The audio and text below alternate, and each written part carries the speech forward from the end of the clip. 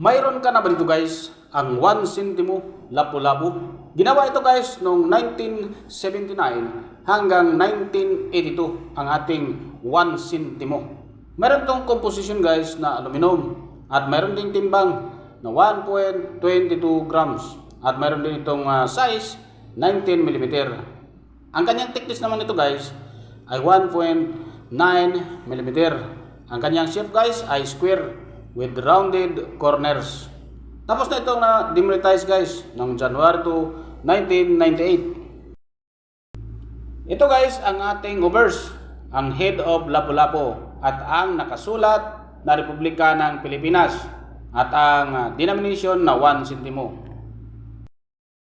At ito naman guys ang likuran, ang reverse, Seal of Central Bank at ang nakasulat ang bagong lipunan, Bangko Sentral ng Pilipinas, 1949 at 1982. Ang ating 1982 guys na ginawa sa Bangko Sentral ng Pilipinas ay umabot ng 51,730,000 kapiraso.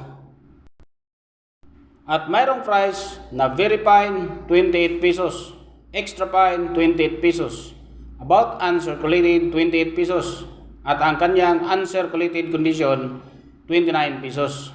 Dito naman sa EB guys ay mayroon itong price na 16 US dollar. So umabot din guys ng 931 pesos. At kung certified yan guys ang iyong barya galing sa PCGS VR69 ay mayroon ding price guys na umabot sa 128.47 pesos. Sa Pilipinas guys ay nagkakaroon ito ng price na 7,475 pesos point 66 centavos.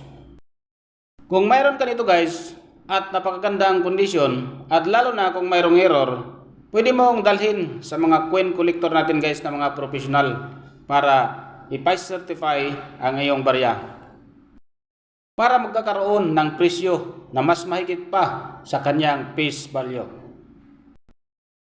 Hanggang ngayon guys, patuloy ko pa rin itong hinahanap dahil kailangan ko ito sa aking mga koleksyon.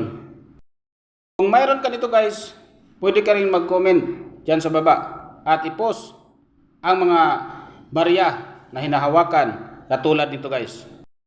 Malay mo guys, mapili kitang mabilhan ng mga barya na kailangan ko. Sa muli, huwag kalimutan mag-follow, like and share. Maraming salamat sa panonood at God bless sa ating lahat.